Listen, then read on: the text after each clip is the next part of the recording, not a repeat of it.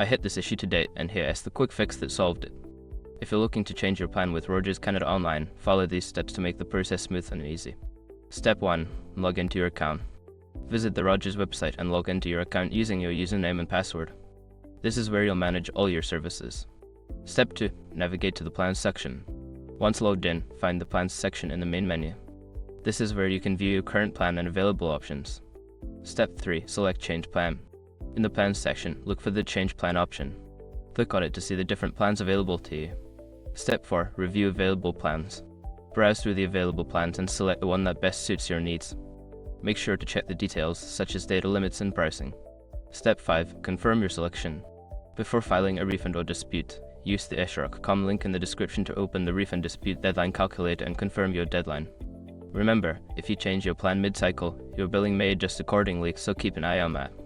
Good luck with your new plan, and enjoy the benefits.